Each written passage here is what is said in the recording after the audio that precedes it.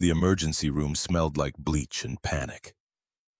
Marcus Wright's phone buzzed against his hip at 8:47 on a Wednesday morning, pulling him from the third-floor boiler room of Bradford Tower where he'd been replacing corroded copper pipes. The screen showed Maya's school caller ID flashing bright against grease-stained fingers. His daughter never called during class, never. "Mr. Wright, this is Nurse Patterson at Lincoln Elementary. Maya collapsed during recess. We've called an ambulance."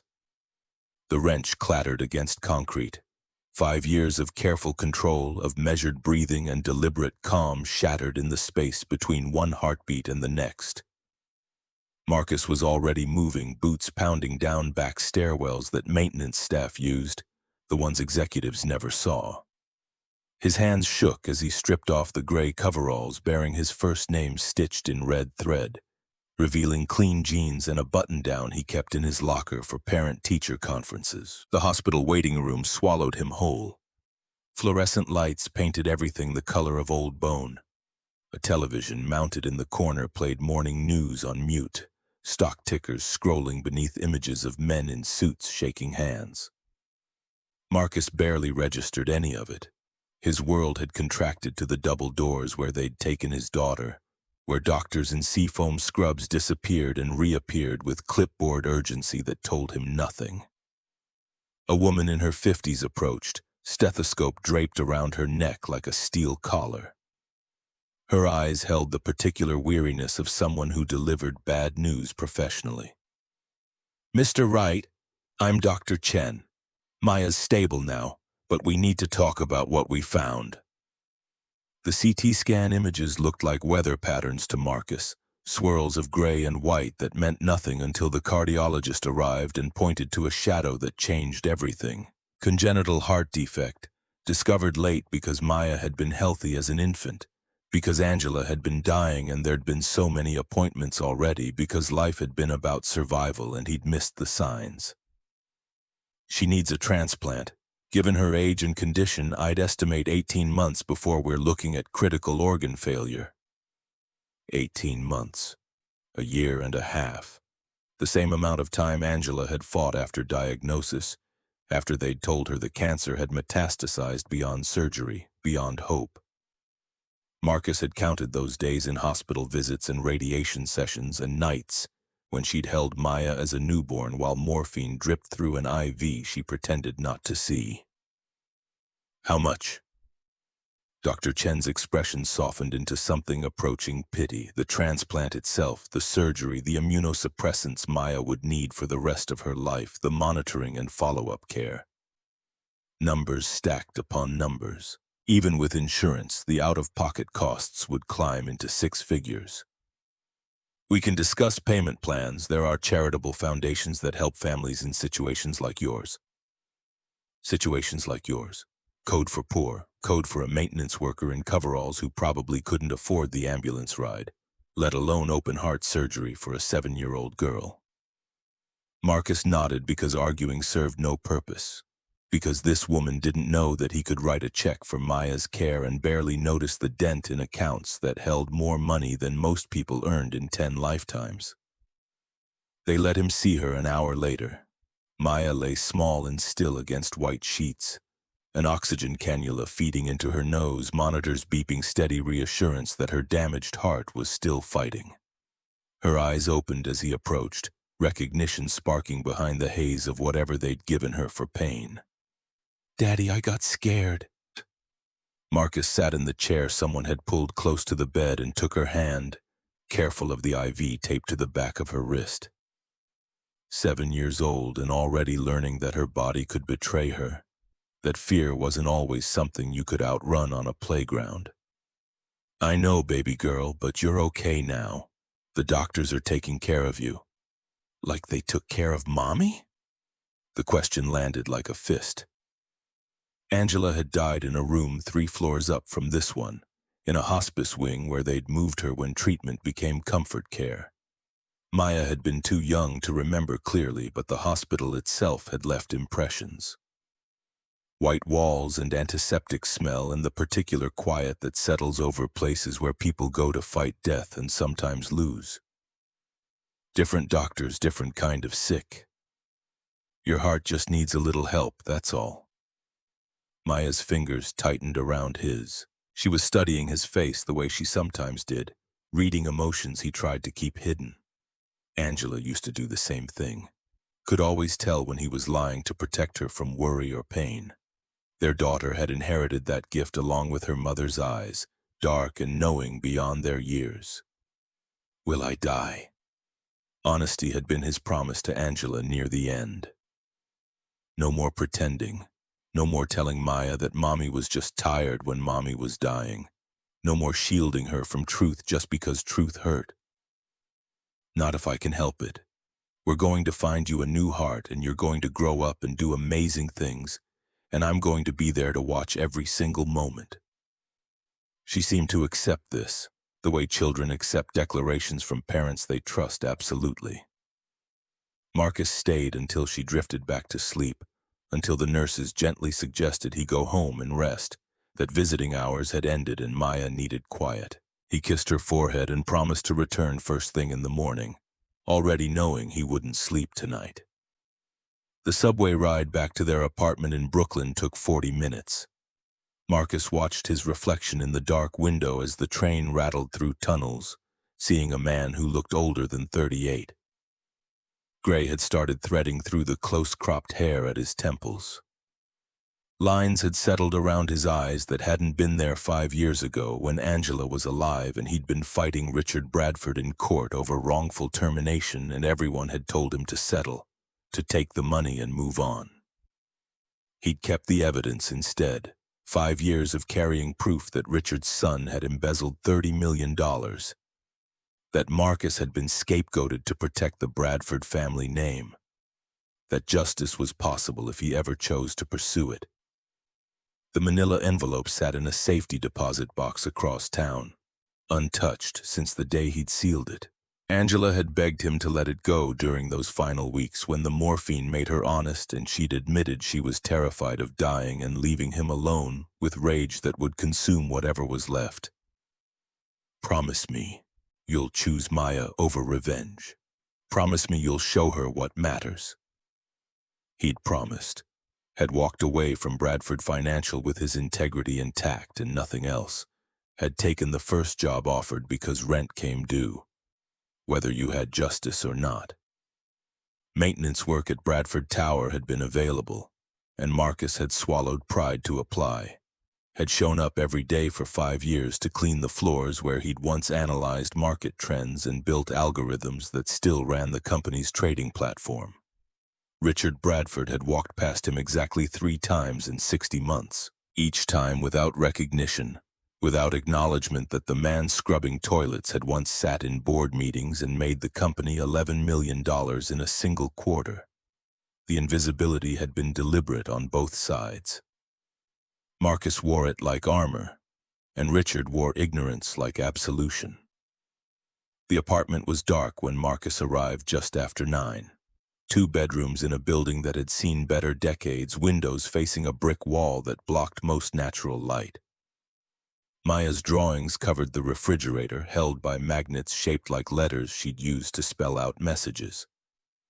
One caught his eye tonight, a crayon sketch of 3 figures, 2 large, 1 small, labeled in careful second-grade handwriting. Daddy, Mommy, me. Angela smiled from a photograph on the bookshelf, frozen at 32 in a moment before diagnosis, before the hospital became their second home. Marcus had been 28 when they met, working as a junior analyst at Bradford Financial and spending lunch breaks at a coffee shop where she served espresso to Wall Street types who barely looked at her. She'd noticed him because he always said thank you, because he asked how her day was going and meant it. The rich girl slumming as a barista had been her parents' greatest shame. Angela had grown up in a penthouse on the Upper East Side, had attended private schools in Cotillion, had been expected to marry someone appropriate and continue the family tradition of marrying well. Instead, she'd chosen a black man from the Bronx whose parents worked civil service jobs and whose greatest asset was an algorithm he'd written in his spare time that could predict market fluctuations with 92% accuracy. Her father had offered Marcus money to disappear. Her mother had cried and called it a phase. When Angela refused to back down, they'd cut her off completely. No trust fund, no inheritance, no safety net beyond what Marcus could provide. She'd never regretted it, had told him so, even at the end when pain made her cruel to everyone except him. You gave me real life, Marcus, not the performance my parents wanted. Real love, real choice, real consequence. I wouldn't trade a single moment. The laptop on the kitchen table hummed to life when Marcus opened it. His second phone, the one only 5 people in the world had the number for, sat charging beside it. 2 lives running parallel, never touching until moments like this when Maya needed something money could buy. The offshore accounts held precisely $4.2 billion, accumulated over a decade from licensing his algorithm to hedge funds that paid premium rates for technology that consistently outperformed human traders. Marcus could afford Maya's transplant, could afford the best surgeons in the country, experimental treatments, a private wing if necessary. But using that money meant revealing what he'd hidden since Angela's death. Meant stepping out of invisibility and back into a world that measured worth in zeros and commas. It meant Maya would grow up knowing her father could have given her everything and chose to give her nothing but presence and love, and the particular kind of poverty that was really just pride wearing coveralls. Sleep came in fragments that night. Marcus woke at 3 and again at 5, mind circling the same problem from different angles. By 6, he was dressed and riding the subway back to Manhattan, back to the hospital where Maya would be waking up scared and asking questions he didn't know how to answer. Friday morning brought discharge papers and prescriptions and careful instructions about limiting physical activity until they could schedule follow-up appointments with the cardiology team.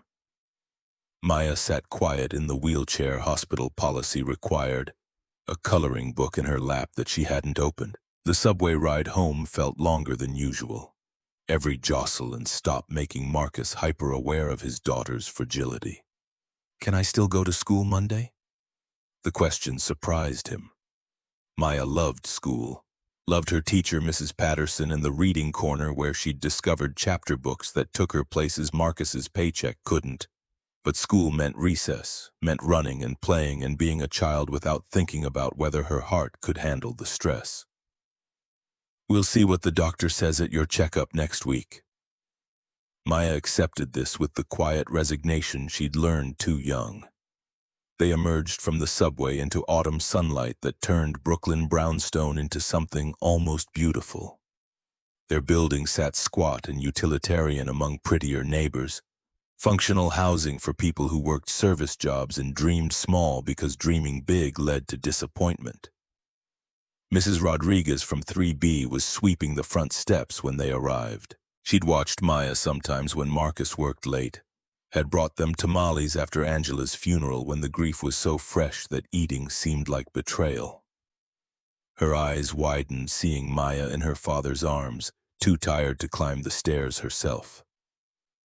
Mija, what happened? Marcus gave her the short version. Heart condition, manageable with treatment, nothing to worry about.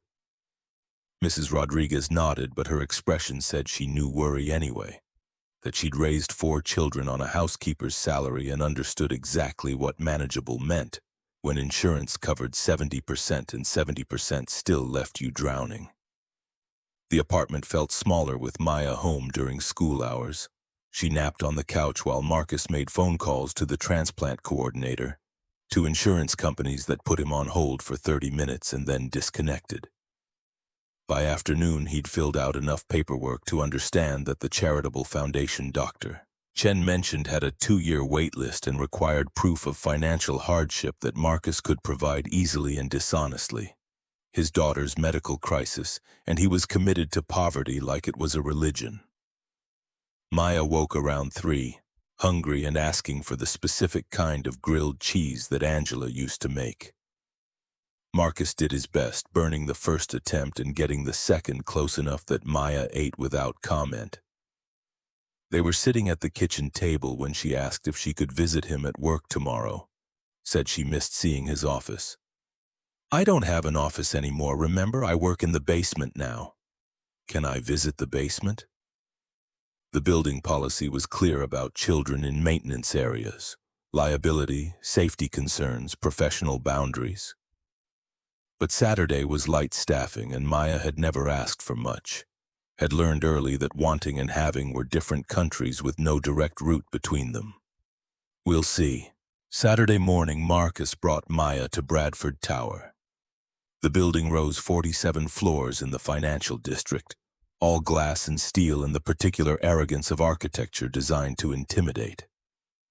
They entered through the service entrance where delivery trucks unloaded and garbage got discreetly removed, where the people who actually made the building function came and went invisible to those who worked above.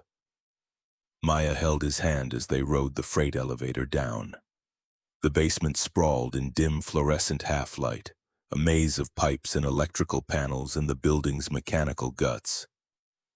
Marcus's workspace occupied a corner near the main boiler, tools organized on pegboard, a metal desk where he logged maintenance requests and took his lunch breaks alone.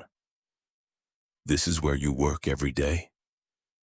Pride and shame warred in his chest. This was where he worked, where he'd chosen to work, where every day was a reminder of what he'd lost and what he'd kept. His daughter deserved better than a father who scrubbed toilets, but she also deserved a father who showed her that dignity didn't depend on a job title or a corner office or anything money could buy or take away. This is it, not fancy, but it's honest work. Maya explored the space with careful curiosity, touching nothing but looking at everything.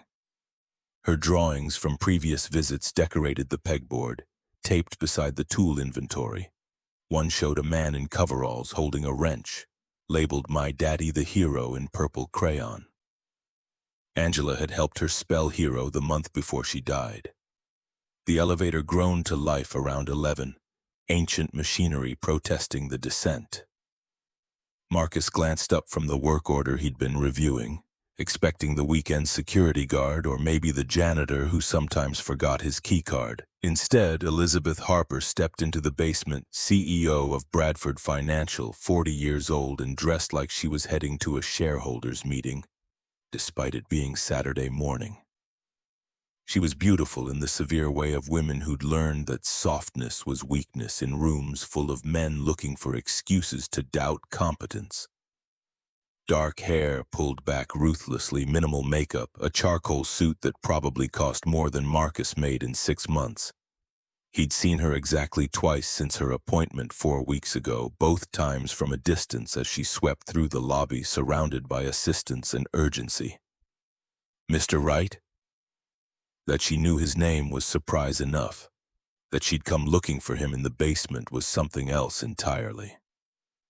Marcus stood from the desk, awareness creeping up his spine that Maya was watching from near the boiler where she'd been examining the pressure gauges. "Ms. Harper, is there a maintenance issue?" "Not exactly. I need to speak with you about something. Privately." Her eyes had found Maya now, calculation happening behind a face trained to reveal nothing. The moment stretched uncomfortable until Maya solved the problem herself, walking over with the particular fearlessness of children who hadn't yet learned to be intimidated by power. "Hello, I'm Maya. Are you the pretty lady with sad eyes?" Elizabeth Harper's expression flickered, control slipping for half a second before reasserting itself. She looked from Maya to Marcus, questions forming that she didn't ask. "I suppose I might be, though I wasn't aware my eyes were particularly sad." "They are. I draw pictures sometimes. You were in one." This clearly wasn't the conversation Harper had come prepared for.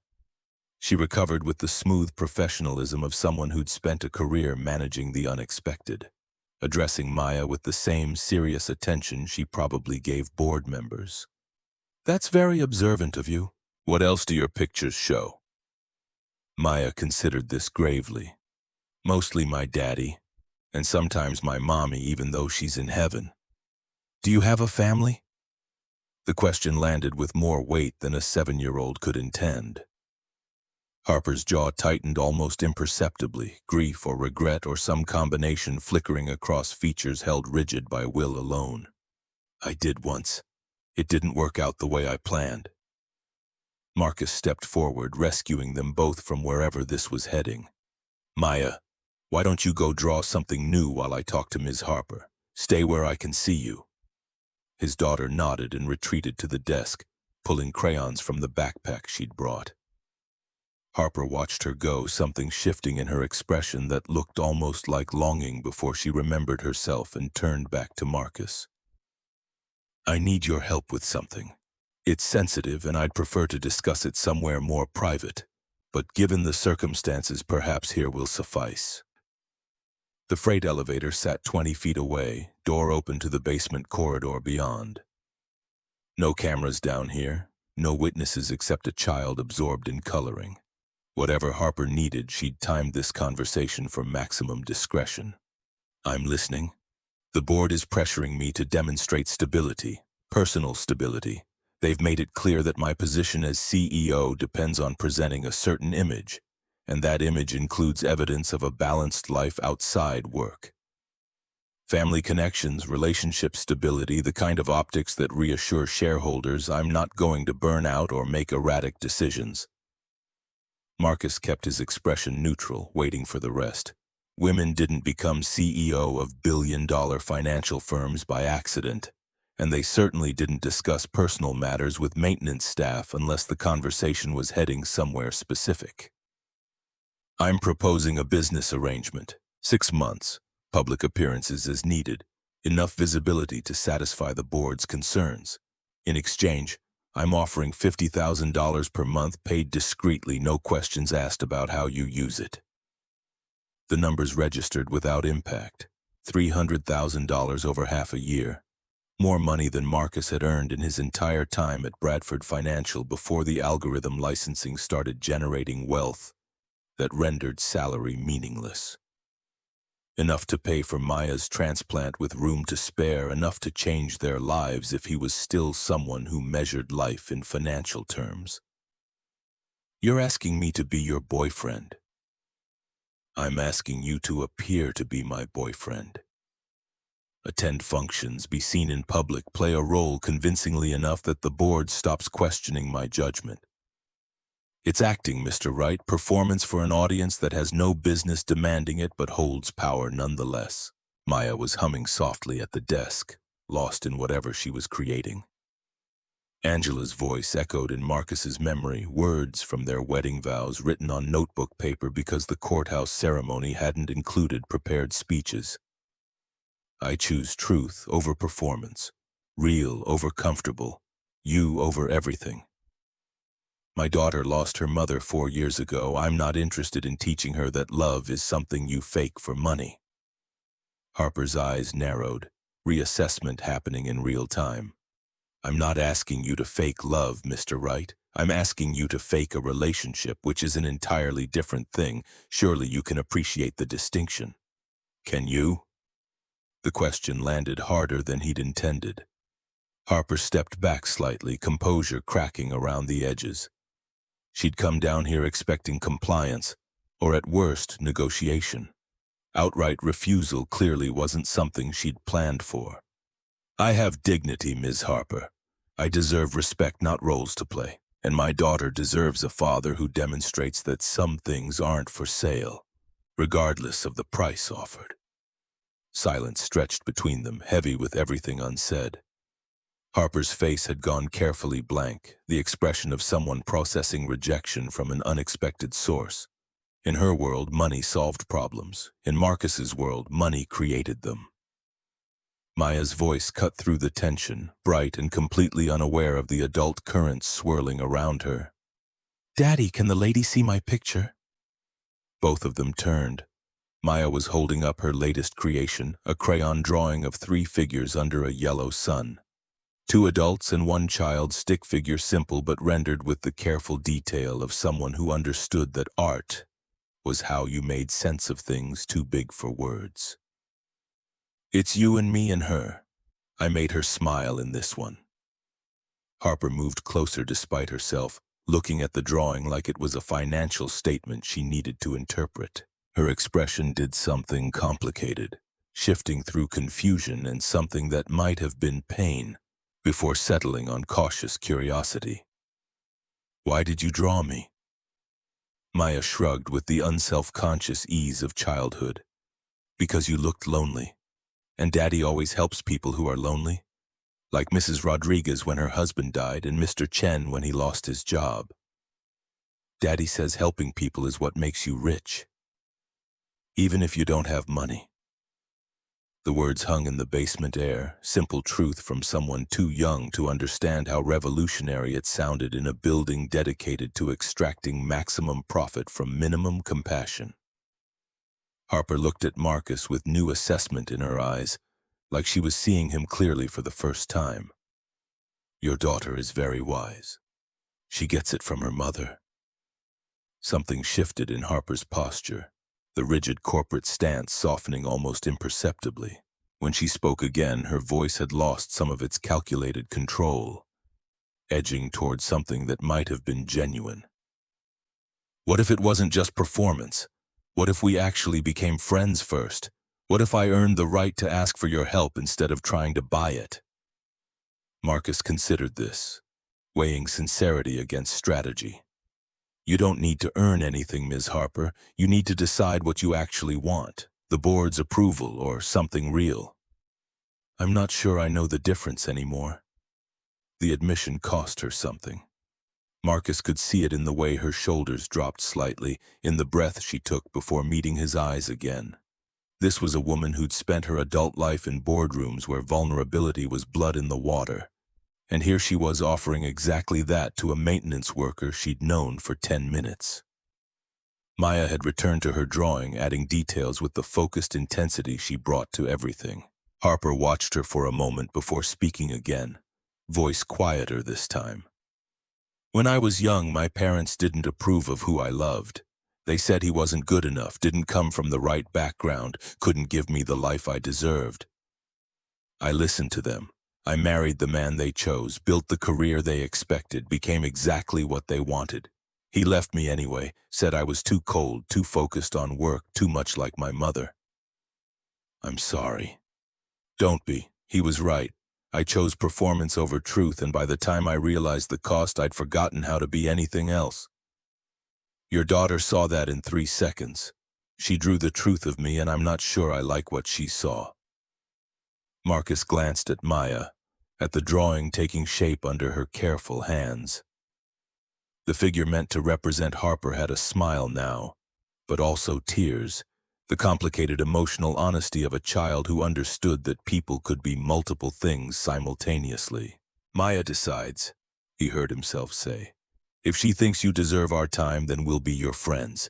Not your hired actors, not your convenient fiction for the board. Friends, which means honesty even when it's uncomfortable. Especially when it's uncomfortable." Harper studied him like he was a puzzle she couldn't quite solve. "And if the friendship happens to also solve my board problem, then that's a bonus, not the point." She considered this for a long moment before nodding slowly. "All right, friends. Though I should warn you, I'm not particularly good at it. Neither are most people worth knowing." Maya chose that moment to finish her drawing, bringing it over with the proud smile of an artist completing important work. She handed it to Harper with ceremonial seriousness. "This is for you, so you remember that people can help you be happy if you let them." Harper took the drawing with hands that shook almost imperceptibly. She looked at it for a long moment, at the simple crayon figures and the yellow sun and the smile that Maya had given her drawn self. When she looked up, her eyes were brighter than they'd been before. "Thank you, Maya. I'll keep it somewhere safe." "Promise?" "I promise." They left together, the three of them riding the freight elevator up in silence that felt less awkward than it should have. Harper's town car was waiting on the street, driver standing by the open door with professional patience. She paused before getting in, looking back at Marcus and Maya on the sidewalk. "There's a charity gala next Friday, hospital fundraiser, black tie, the kind of event where the board will definitely notice who I bring as my guest. Would you consider attending? As friends, nothing more. Marcus felt Maya's hand tighten around his. His daughter was looking up at him with those knowing eyes, reading the moment with her mother's gift for seeing through surface to truth underneath. Can I come too? Maya asked. Harper smiled, and it transformed her face into something younger and far less guarded. I'd like that very much, though we'll need to find you a dress worthy of your artistic talents. I have a purple one. Purple is my favorite color. Mine too. They worked out details, contact information exchanged, plans made with the surreal quality of life pivoting in unexpected directions. Harper's car pulled away into Manhattan traffic, and Marcus stood holding his daughter's hand, trying to process what had just happened.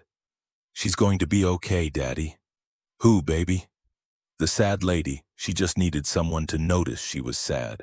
That's all anybody really needs. Marcus knelt down to eye level, seeing Angela in every feature, hearing her wisdom in their daughter's words. You're right. And you know what else? What? You're going to be okay too. I promise. Maya wrapped her arms around his neck, trust absolute and terrifying in its completeness. Marcus held her carefully, aware of the damaged heart beating against his chest, aware of time counting down in months and weeks and moments he couldn't waste. The subway ride home felt different this time. Marcus watched the city blur past dark windows and thought about choices and consequences, about performance and truth, about a CEO who'd offered him money and ended up offering something that might actually matter. His phone buzzed with a text from a number he didn't recognize. Thank you for today, for seeing me, for letting Maya see me. I don't remember the last time someone looked at me and saw anything other than my job title. Marcus typed a response, deleted it, tried again. Simple truth seemed safest. Everyone deserves to be seen, even CEOs. Especially ones brave enough to admit they're lonely. The reply came quickly. Brave or desperate? Both, probably. The best decisions usually are. 3 dots appeared and disappeared, appeared again, finally. Your daughter asked me why I look sad. Nobody's asked me that in years. They assume it's stress or ambition or just the cost of success. But she saw something else. What do you see when you look at me, Marcus? He considered the question seriously, remembering Harper in the basement, her careful control and the cracks showing through. Remembering the way she'd looked at Maya's drawing like it was the first honest thing anyone had given her in a decade. Someone who built walls so high she forgot what she was protecting. Someone who's tired of performing and doesn't know how to stop. Someone worth knowing if she'll let herself be known. The response took longer this time. When it came, it was just 2 words. Say that again. Marcus smiled despite himself, despite the hospital bills waiting at home and his daughter's failing heart and all the impossible things stacking up like unpaid debts. He typed carefully. You're worth knowing, Elizabeth Harper. Your board is wrong. Your ex-husband was wrong. Whatever your parents told you, they were wrong too. You're worth knowing, exactly as you are. The subway pulled into their stop. Marcus pocketed his phone and lifted Maya into his arms, carrying her upstairs into Brooklyn evening. His phone buzzed one more time before they reached the apartment. Thank you. I think I needed to hear that. See you Friday. Beth. Friday. The Gala. A charity event where he'd stand beside a CEO in a building full of people who probably included Richard Bradford, the man who'd destroyed his career and never looked back. Marcus had avoided Bradford for 5 years, had perfected invisibility as survival strategy. Walking into that gala meant stepping back into visibility, meant risking everything he'd built in silence and shadow. But Maya wanted to wear her purple dress, and Beth Harper had looked at him like he was someone who mattered, not despite his coveralls, but because of the man who wore them with dignity and tact. And somewhere in the space between performance and truth, between what people expected and what they deserved, there was a path forward that didn't require compromising either. Maya fell asleep easily that night, exhausted from the day's excitement. Marcus sat on the edge of her bed watching her chest rise and fall, counting heartbeats that might be numbered if he didn't find a donor in time. Angela's photograph sat on the nightstand, frozen in permanent smile, permanent youth, permanent absence. I'm trying to do what you said, choose her over revenge, show her what matters, but I'm not sure anymore what the right choice looks like. Angela's picture offered no answers, just the same loving expression she'd worn in life, when Marcus brought her impossible problems, and she'd helped him find solutions hidden in plain sight. He'd loved her for that gift, for seeing possibilities where he only saw obstacle. His phone sat on the kitchen table. Beth Harper's number programmed in now. Connection established between two people who had no logical reason to intersect. Marcus picked it up, scrolling through their brief conversation, seeing invitation and risk and potential in equal measure.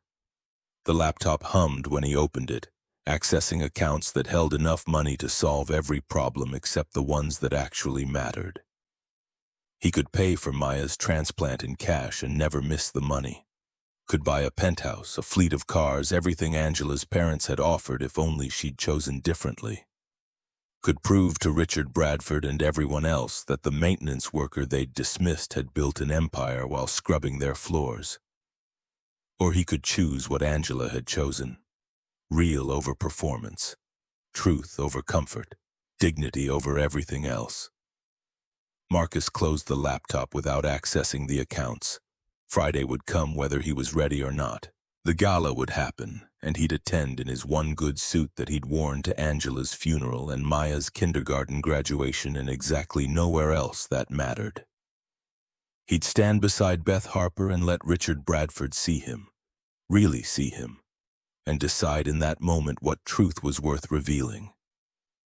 For now, his daughter slept safely, his promise to Angela held intact, and somewhere in Manhattan, a woman who'd forgotten how to smile without calculating the cost was keeping a crayon drawing that said she was worth knowing.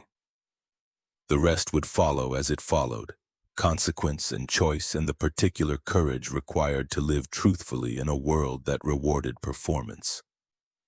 Marcus turned off the lights and stood at Maya's doorway, watching her sleep, counting borrowed time until Friday. The dress shop in Soho smelled like expensive fabric and quiet judgment. Beth Harper had insisted on meeting them there Tuesday afternoon, claiming she knew the owner and could get them priority service. Marcus stood near the entrance holding Maya's hand, while his daughter stared wide-eyed at mannequins wearing gowns that cost more than their monthly rent. A woman in her 60s approached with the measured grace of someone accustomed to wealthy clientele. Her eyes took in Marcus's work boots and Maya's Target sneakers in a single sweep before settling on something approximating professional courtesy. "Mr. Wright," Ms. Harper called ahead, "we have several options prepared for your daughter." They were led to a private fitting room where dresses hung like art installations, each one more elaborate than the last. Maya touched the fabrics tentatively, fingers tracing beadwork and silk with the reverence reserved for things that existed beyond her normal universe.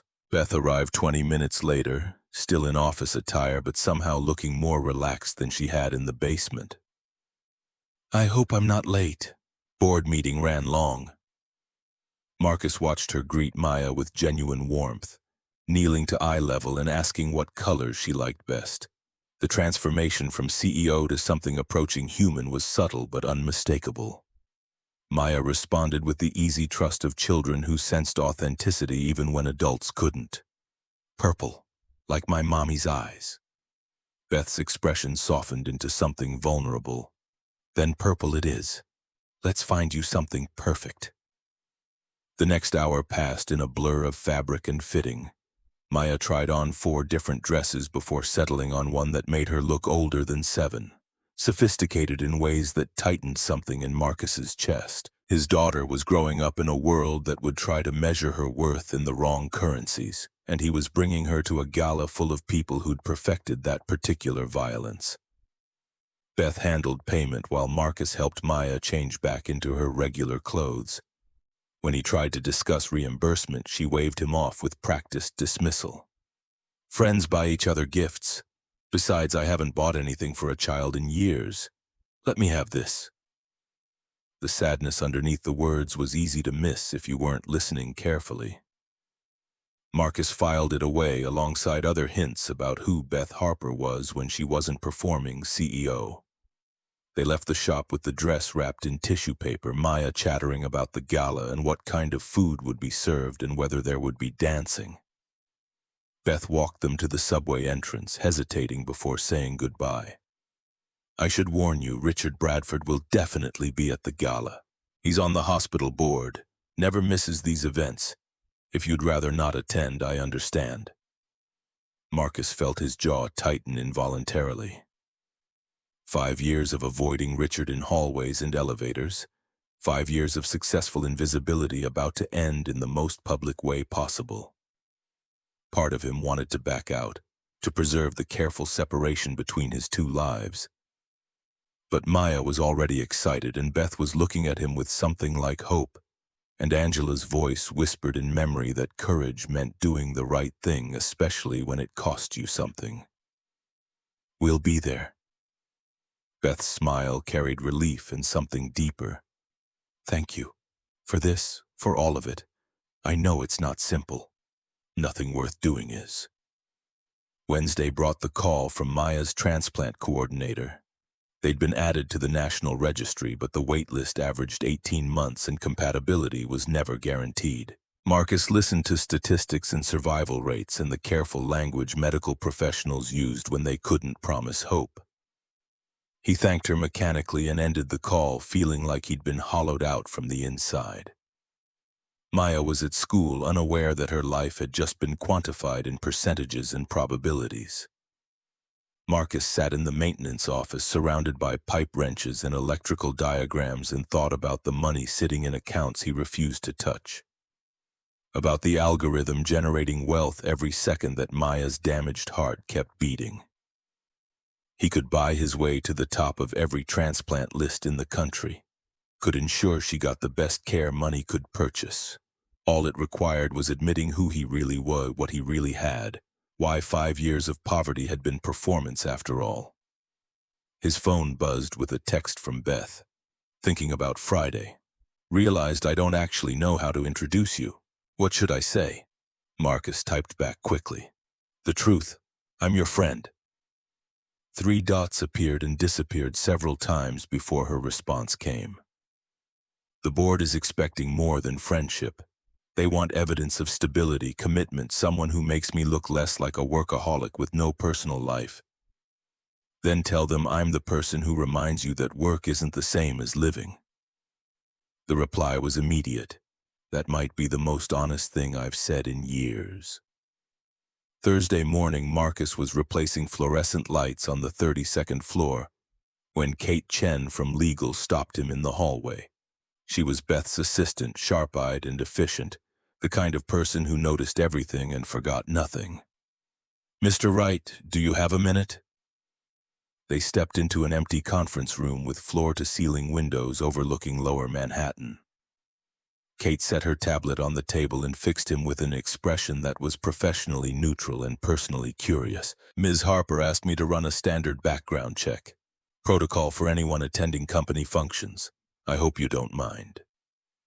Marcus kept his face carefully blank. Find anything interesting? Actually, yes. There's a sealed court case from 2019. Wright versus Bradford Financial. Employment dispute settled out of court. The records are expunged, which usually means a substantial payout and an NDA. Usually. Kate studied him with the intensity of someone trained to extract information from gaps and silences. There's also a patent filed in 2014 under M. Wright for a predictive trading algorithm.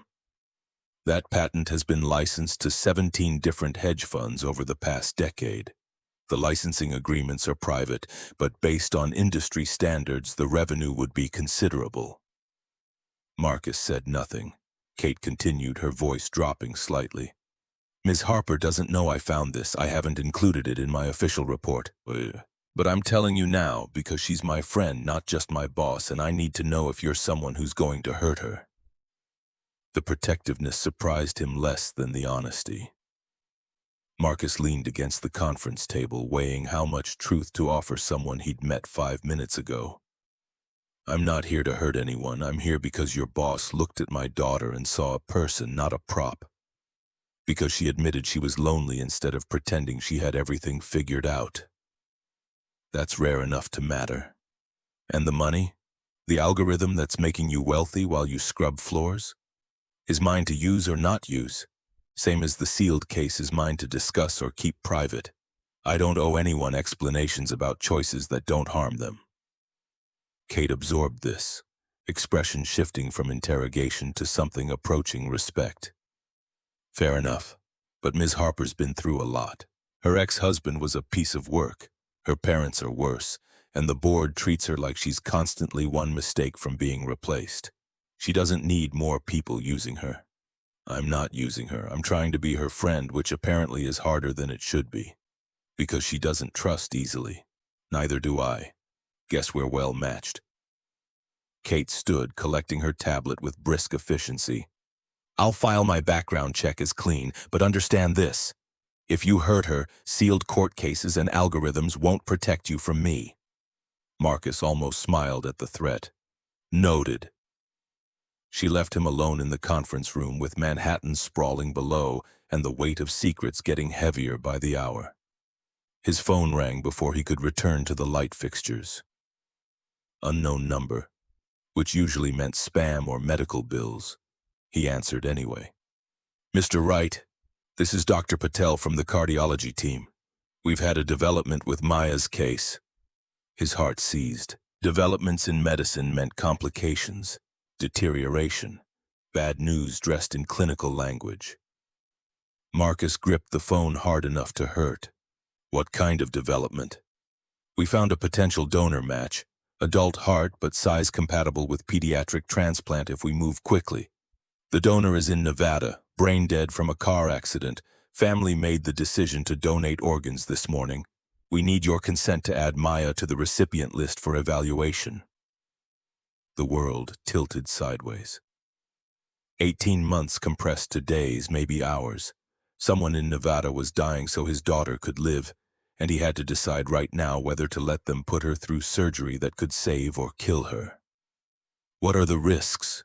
Dr. Patel ran through percentages, survival rates, possible complications.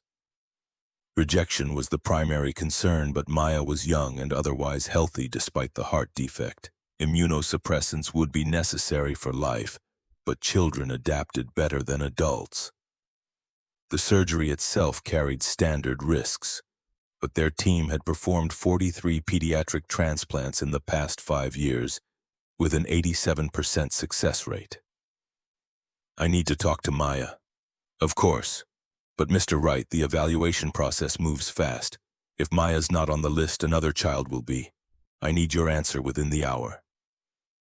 Marcus ended the call and stood staring at Manhattan through glass that separated him from empty air and 40 floors of gravity. An hour to decide his daughter's fate. An hour to choose between risk and certainty, between action and hope that something better would come along.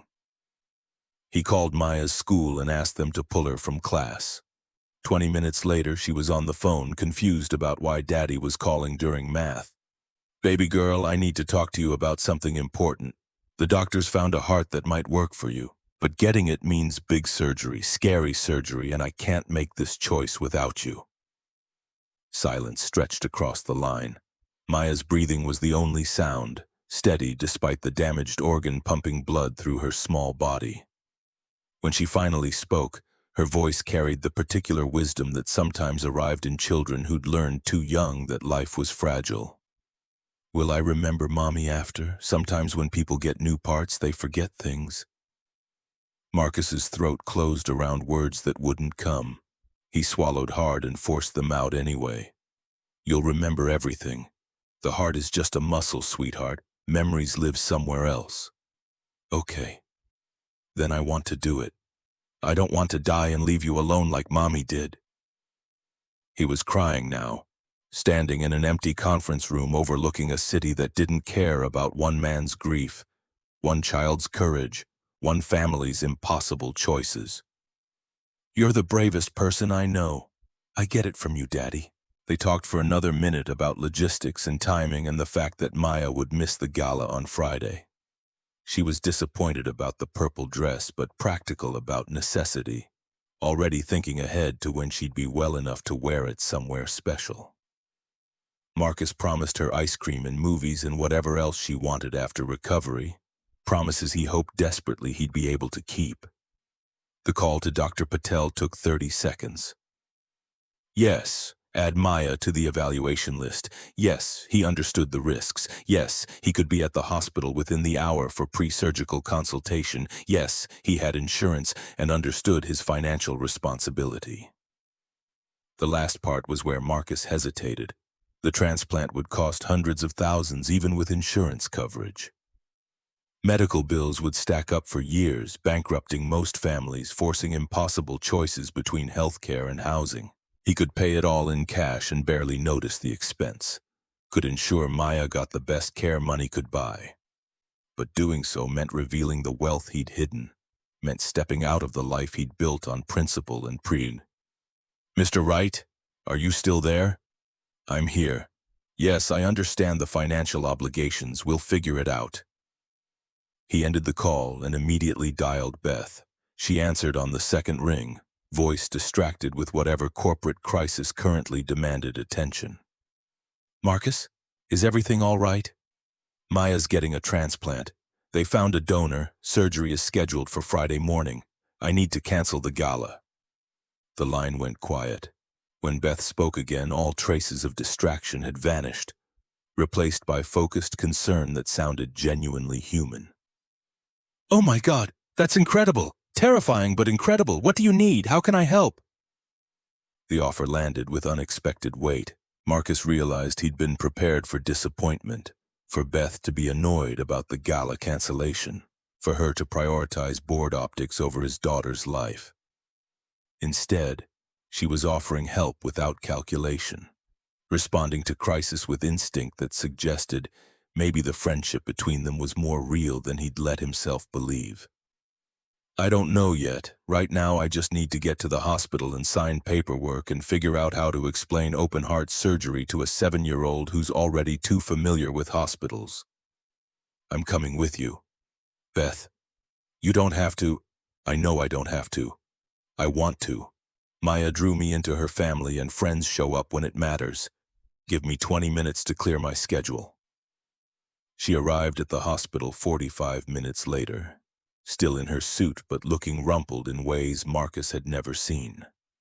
They sat in the surgical consultation office while Dr. Patel explained procedures and risks with the practiced calm of someone who did this regularly. Beth asked sharp questions about success rates and recovery timelines and long-term prognosis, CEO brain engaging even in contexts that had nothing to do with quarterly earnings. Maya arrived with Mrs. Rodriguez, who'd picked her up from school and brought her straight to the hospital. His daughter looked small and scared, clutching the stuffed elephant that had been Angela's last gift before she died. Beth knelt down immediately, eye level with Maya, voice gentle. "Hey there, brave girl, I hear you're getting a new heart." "I'm scared." "That's okay. Being scared means you understand this is important. Brave people feel scared and do the hard thing anyway." Maya considered this, intelligence working behind eyes that had seen too much for 7 years. "Were you scared when you became a CEO?" Beth smiled, genuinely smiled in a way that transformed her entire face. "Terrified. Still am most days. But I do it anyway because the alternative is letting fear make all my choices." "You're already braver than me, Maya. You're choosing this even though it's scary." They spent the next 3 hours in pre-surgical procedures, blood draws and consent forms and endless questions about medical history and allergies and emergency contacts. Marcus filled out paperwork until his hand cramped, initialing agreements that acknowledged risk and released liability and promised payment for services rendered. The financial section made him pause, pen hovering over estimated costs that climbed into six figures. Beth noticed. She leaned close and whispered low enough that only he could hear. "If you need help with the bills, I can arrange something. Hospital foundation grants, donor funding, whatever it takes. I can handle it." "I'm sure you can, but you don't have to handle everything alone. That's what friends are for." Marcus looked at her, really looked, seeing past the CEO armor to someone who genuinely cared whether his daughter lived or died. The money in his accounts could cover these costs 100 times over, but accepting help from Beth meant trusting someone new, meant letting her be part of their lives in ways that mattered beyond gala appearances and board optics. "Thank you. I'll let you know if it becomes necessary." They admitted Maya Thursday evening for pre-surgical monitoring. The hospital room was decorated with cheerful murals that couldn't quite disguise the medical equipment crowding every corner. Maya settled into the bed with practiced ease, too familiar with hospitals, too young to be this comfortable with IVs and monitors. Beth stayed until visiting hours ended, sitting in the corner chair and working on her laptop while Marcus read stories to Maya. She fell asleep during the third chapter of a book about magical kingdoms and brave princesses, breath evening out as medications pulled her under. Marcus sat watching her chest rise and fall, counting heartbeats from a damaged organ that would be gone by tomorrow afternoon. In the hallway, Beth pulled him aside. "I canceled the gala, told the board there was a family emergency, which is the truth. They weren't happy, but they'll survive." "You didn't have to do that." "Yes, I did. Maya matters more than board approval, and if they can't understand that, they're not worth impressing." Marcus felt something shift in his chest, understanding crystallizing that Beth Harper was exactly who she appeared to be when she let her guard down. Lonely and scared and trying desperately to figure out how to be human in a world that rewarded machinery. "She asked me earlier if you were going to be her new mom." Beth's eyes widened, shock and something like longing crossing her face. "What did you say?" "I said friendships take time to grow, but that you were someone worth having in our lives. Was I wrong?" "No, God, no. I just haven't thought about being anyone's mother in years. I assumed that ship sailed when my marriage ended. Ships come back to port eventually, sometimes carrying different cargo than they left with." Beth smiled at the metaphor, fragile and genuine. "Your daughter gets her wisdom from you, doesn't she?" "From her mother. I just try not to screw up the lessons Angela taught me." They stood in the fluorescent hallway while hospital machinery beeped and buzzed around them, two people learning to trust each other in real time. Beth reached out and squeezed his hand briefly, contact there and gone but meaningful in its brevity. "I'll be here tomorrow, during the surgery, I mean, if that's okay." "It's more than okay." She left around 9 and Marcus returned to Maya's room to spend the night in the chair that converted awkwardly into a bed. Sleep came in fragments between nurse checks and monitor alarms, and his own anxiety spiking every time his daughter shifted position. At 3 in the morning, he gave up on rest and stood at the window overlooking the East River, watching headlights trace patterns across bridges while the city that never slept kept its restless vigil. His phone showed 2 missed calls from an unknown number. The voicemail was from Kate Chen, Beth's assistant, speaking quickly like she was worried about being overheard. "Mr. Wright, I don't know if this matters, but I thought you should know. Richard Bradford was asking questions today about who Beth is bringing to the gala. Someone mentioned she canceled because of a family emergency, and Richard started digging. He has connections at this hospital through the board. If Maya's surgery is happening here, there's a chance he'll find out. I don't know what your history is with him, but be careful. Richard doesn't let go of grudges, and he definitely doesn't ignore opportunity." Marcus deleted the voicemail and stared at his reflection in the dark window. 5 years of invisibility about to collapse because his daughter needed surgery at a hospital where his enemy sat on the board of directors.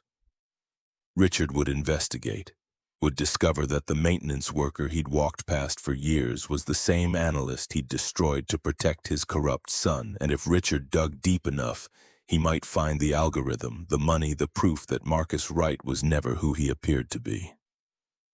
The door opened behind him. Beth entered carrying 2 cups of coffee and a bag from a 24-hour deli. Couldn't sleep either, figured you might be hungry. They ate sandwiches in the dark room while Maya slept, talking in whispers about everything and nothing. Beth confessed she'd called the surgeon twice to verify his credentials, had researched the hospital's transplant success rates, had done everything her CEO brain demanded to ensure Maya would receive the best possible care. Marcus admitted he'd been awake since 3, trying to figure out how to explain to his daughter that someone else had to die so she could live, that her new heart would carry traces of a stranger's last moments. You tell her the truth, that life is complicated and tragic and beautiful all at once, that someone made a choice to give others a chance when their own chance was gone, that her new heart is a gift she'll honor by living fully. Marcus looked at Beth in the dim light filtering through the doorway. You'd make a good mother. I would have liked to try. My ex-husband wanted children, but only if I gave up the CEO position. He said a child needed a mother who was present, not someone obsessed with quarterly earnings. I chose the career and he chose someone else. He was wrong. Caring looks different from controlling, but it's not less valid. Beth's eyes glistened with tears she didn't let fall. That's what Maya said when she drew me, that I needed to stop controlling and start caring. A 7-year-old saw what my husband couldn't.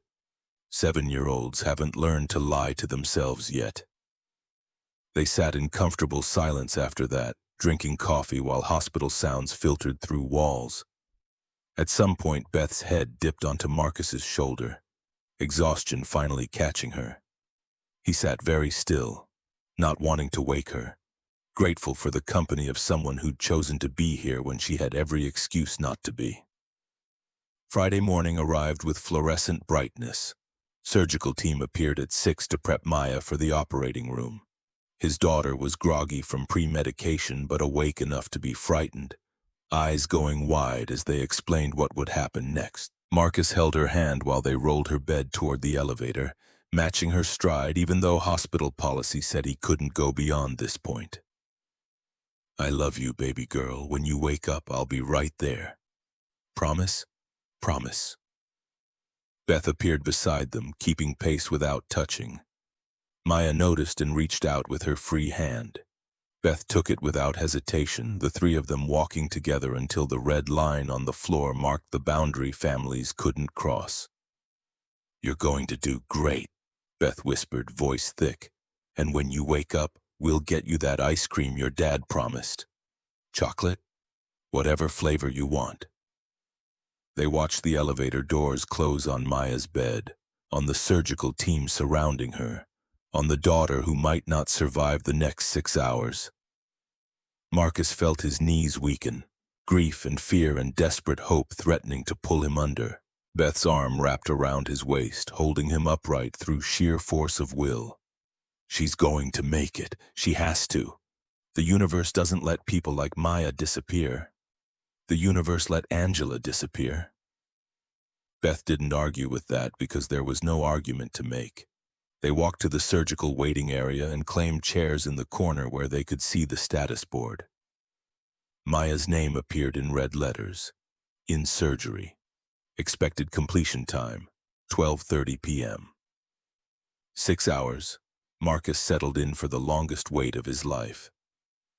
Beth worked on her laptop for the first hour, fielding emails and putting out corporate fires with distracted efficiency. Around hour 2, she gave up and just sat beside Marcus, their silence more companionable than conversation would have been. The waiting room filled with other families, other vigils, other people suspended between before and after. At hour 3, Kate Chen arrived with food nobody wanted and news about work nobody cared about. She took one look at Beth and Marcus and understood immediately that small talk was insulting. She sat with them instead, three people who barely knew each other holding space for a 7-year-old fighting death in an operating room they couldn't see.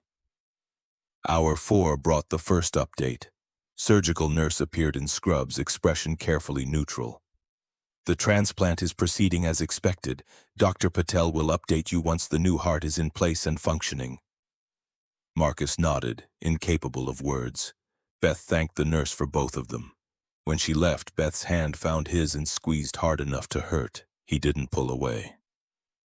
Hour 5 was when Richard Bradford appeared. Marcus saw him first, the silver-haired man in the expensive suit who moved through the hospital like he owned it because technically his donations helped fund the cardiac wing. Richard was speaking with someone Marcus didn't recognize, gesturing toward the surgical board where Maya's name still glowed red.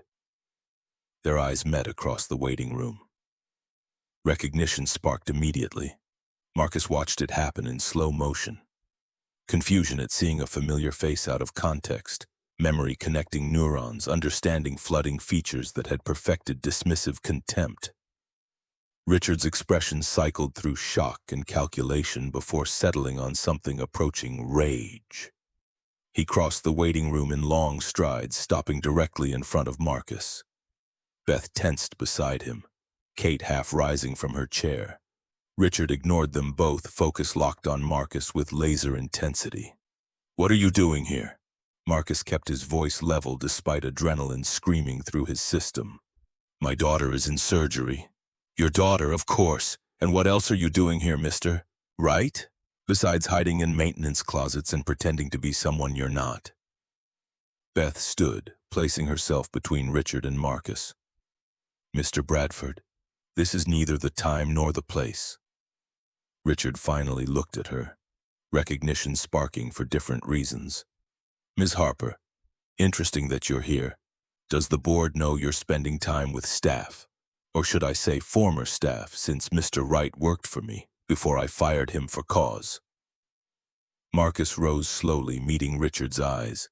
5 years of avoiding this confrontation, 5 years of choosing invisibility over vindication. But his daughter was fighting for her life 20 feet away, and he was done letting Richard Bradford dictate his reality. "You fired me to cover your son's embezzlement. We both know the truth. I fired you for incompetence. The court sealed those records as part of the settlement. Breaking that NDA could cost you everything. I never signed an NDA. I refused your settlement, remember? You had the case sealed to protect yourself, not me." The waiting room had gone quiet. Other families pretended not to watch while watching intently. Kate stood now too, phone in hand, recording everything. Beth's face had shifted from protective to calculating, CEO brain engaging at Richard's mention of sealed cases and settlements. Richard's jaw worked soundlessly. "You have no proof."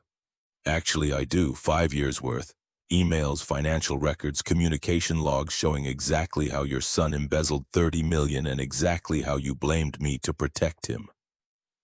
I kept everything, Mr. Bradford, every single piece of evidence." "Then why haven't you used it?" "Because my wife was dying and revenge mattered less than being present for her final months. Because my daughter needed a father who showed her that character means choosing dignity over destruction. Because I'm not you, Richard. I don't destroy people to protect my own interests." The status board beeped. Maya's name changed from red to green. Surgery complete. Marcus's attention snapped away from Richard completely. The confrontation suddenly irrelevant against the fact that his daughter had survived. Dr. Patel appeared in the doorway, still in surgical scrubs, pulling down her mask. Marcus moved before thinking, crossing the space between waiting and knowing. The surgeon's expression was professionally neutral, trained not to reveal outcomes before families were seated and prepared, but her eyes carried relief. "The transplant was successful. Maya's new heart is beating on its own, strong and steady. She'll be in recovery for the next hour before we move her to ICU. You can see her then." Marcus's knees gave out. Beth caught him, arms wrapping around his shoulders, holding him upright while he processed news that meant his daughter would live, would grow up, would have a future beyond the 18-month deadline that had haunted him since diagnosis. He was crying and didn't care who saw, relief and gratitude and overwhelming love pouring out unchecked.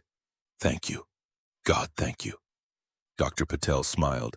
"Thank the donor family. They gave your daughter an extraordinary gift."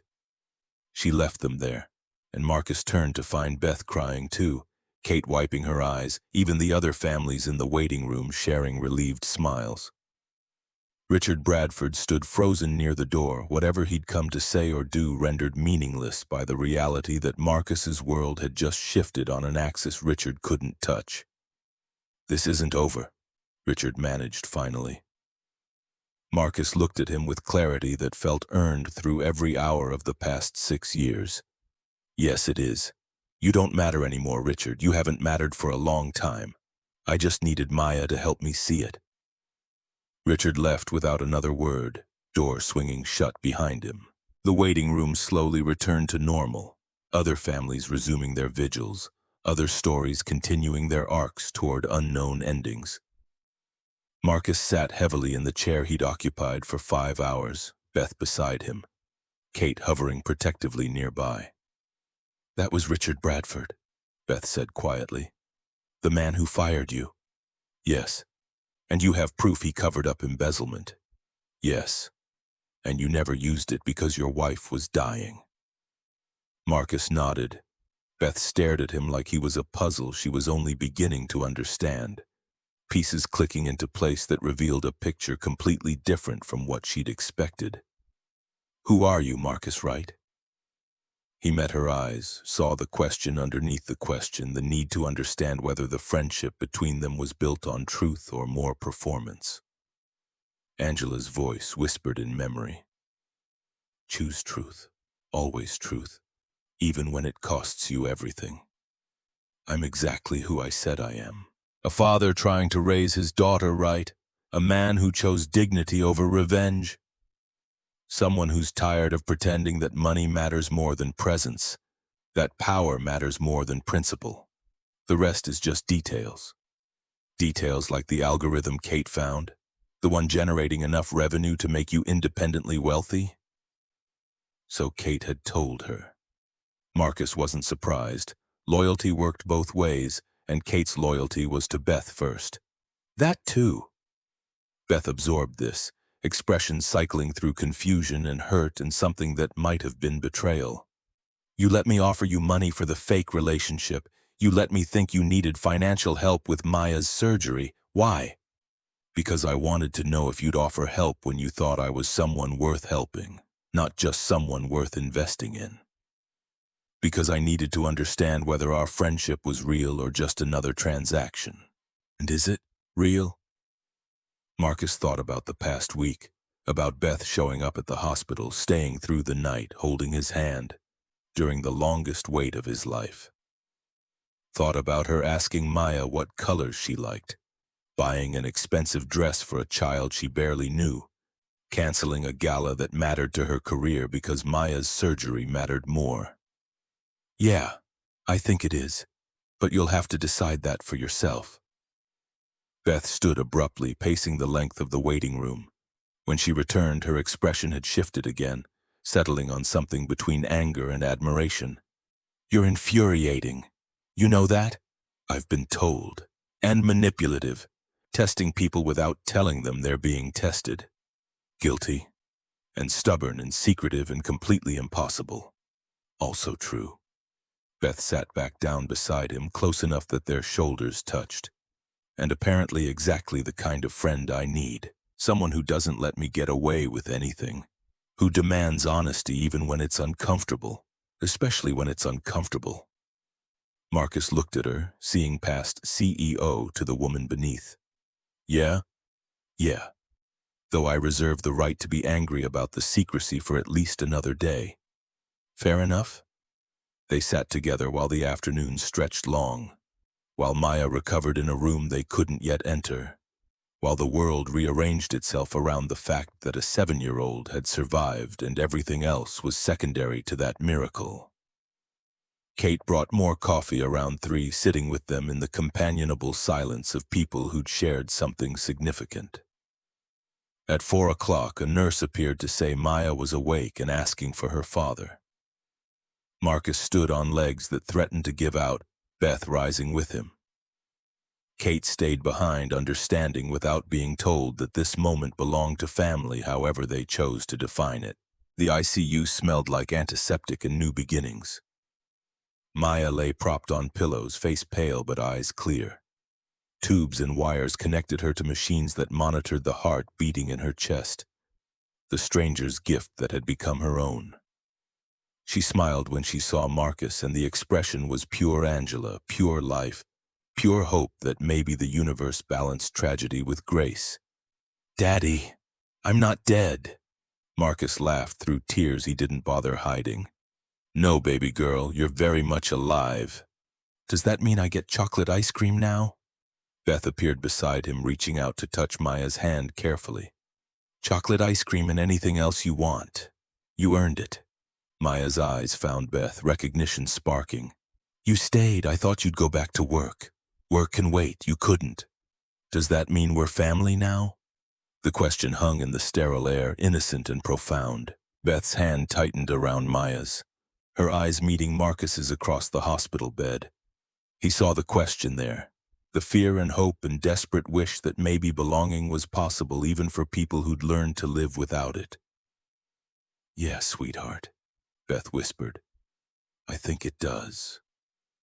Maya spent 11 days in the ICU before they moved her to the cardiac recovery wing. Marcus practically lived at the hospital, sleeping in chairs that destroyed his back and eating cafeteria food that all tasted like cardboard. Beth came every evening after work, still in her suits but increasingly rumpled, bringing books to read aloud and updates from a world that felt increasingly irrelevant. The bills started arriving on day 5. Insurance covered most of the transplant, but most still left $38,000 in out-of-pocket expenses. Hospital administration sent payment plan information with the gentle insistence of people accustomed to families who couldn't afford catastrophic illness. Marcus signed paperwork committing to monthly installments that would take 7 years to complete, knowing he could write a check today and barely notice the expense. Beth found him staring at the payment agreement on day 8, confusion evident across features that had learned to read him accurately. "You're actually going to do the payment plan. That's how normal people handle medical bills." "You're not normal people, Marcus. Kate told me about the algorithm licensing. You don't have to pretend poverty when your daughter just survived open-heart surgery." He folded the paperwork carefully, creasing edges with deliberate precision.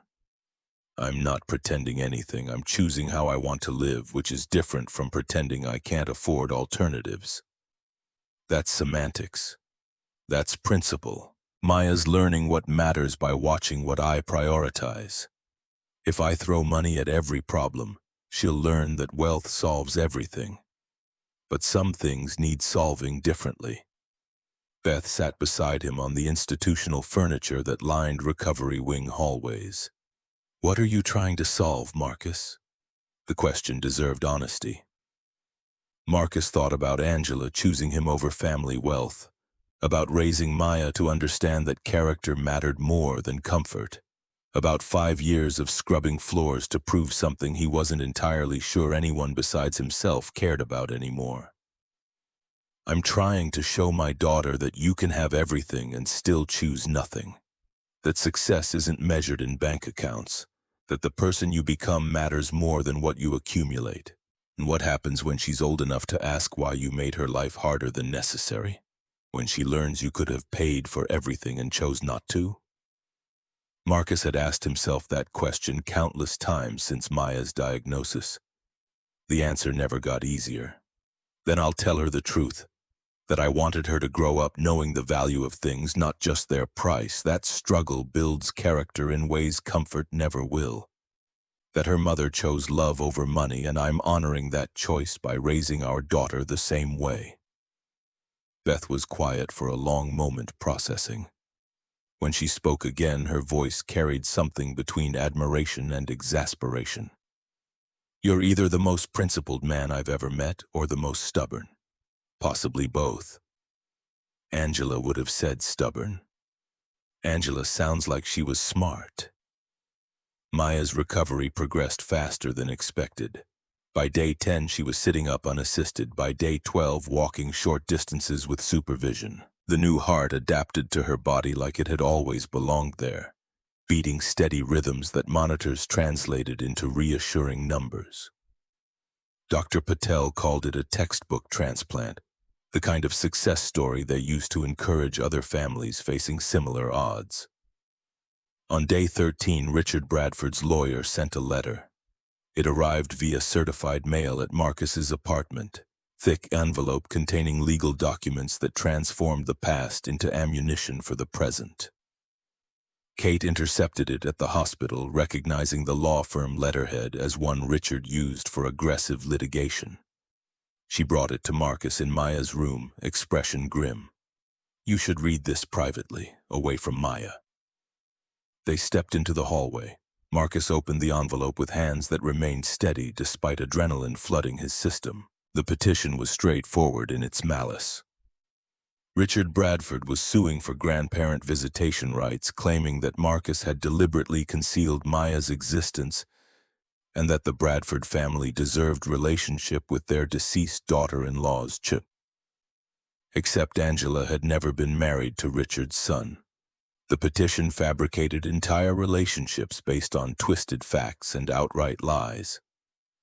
It claimed Angela had been engaged to Richard's son before meeting Marcus, that the engagement had ended when Marcus manipulated her into leaving her family, that Maya was being raised in poverty as punishment for Angela's choice. Marcus read through legalese that painted him as a vindictive ex-partner keeping a child from her rightful family.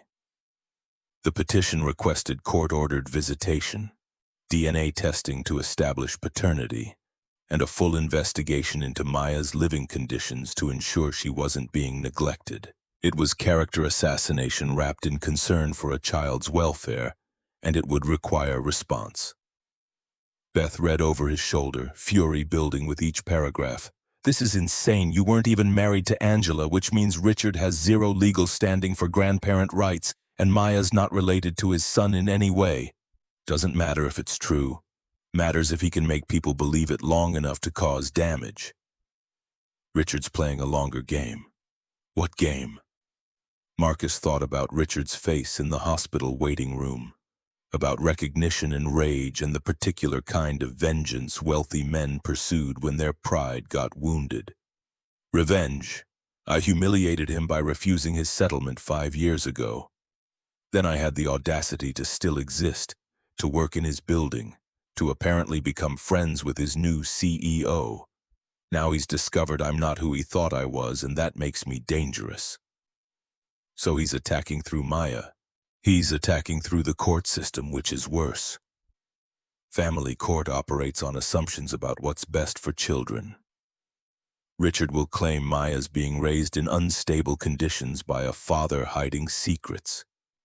He'll point to the transplant costs, the payment plan, the modest apartment. He'll make me look like I'm choosing pride over my daughter's welfare. Beth's phone was already out, fingers flying across the screen. "I'm calling our legal department. This petition won't survive first contact with a competent attorney. Your legal department works for Bradford Financial. Richard owns 40% of the company. You really think they'll go against him to defend me?"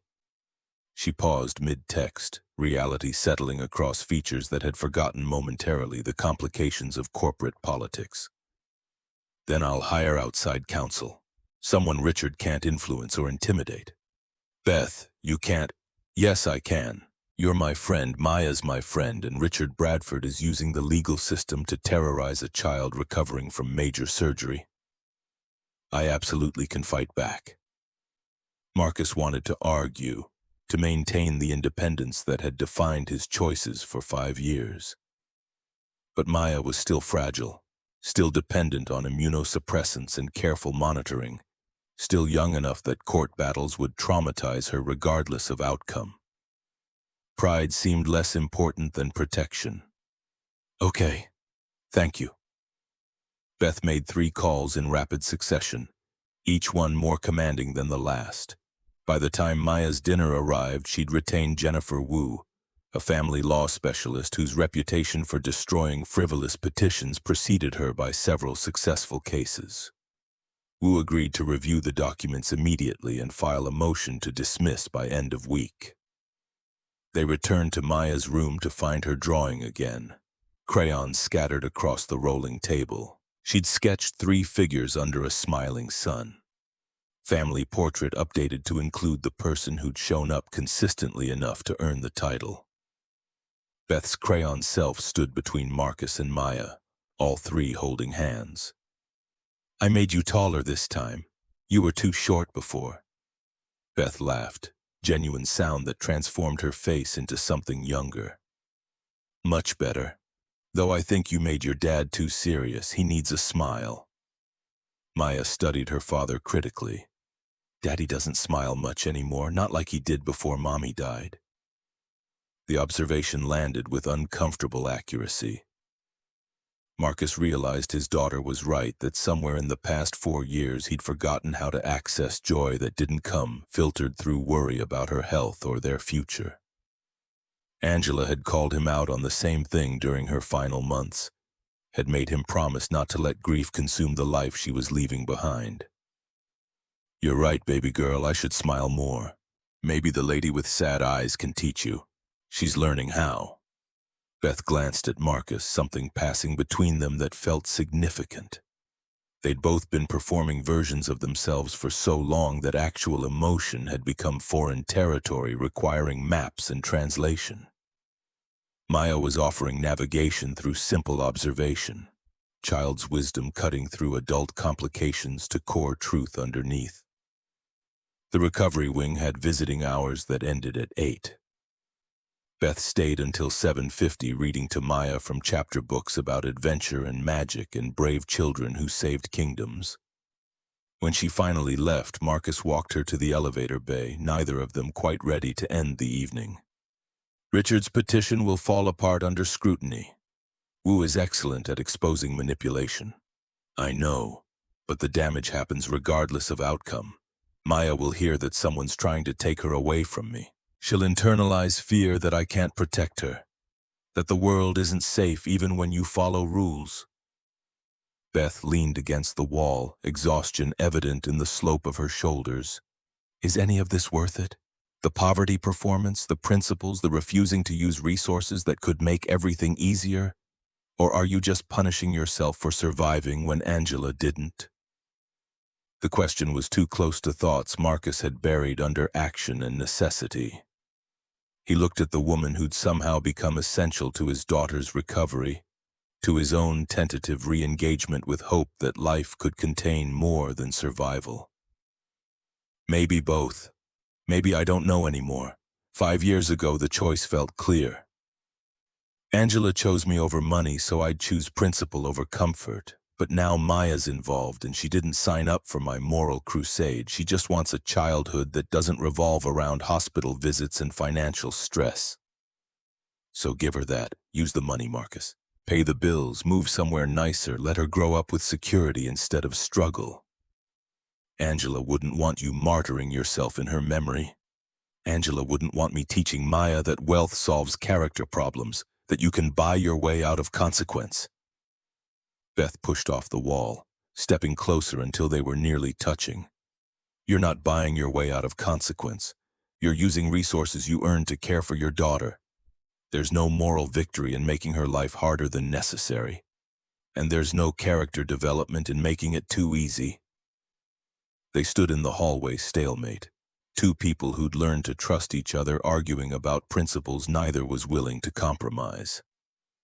The elevator arrived with mechanical chime, doors opening to empty car waiting to separate them. Beth stepped inside but held the door open. "For what it's worth, I think you're wrong, but I also think you're the most honorable person I've met, and Maya's lucky to have you.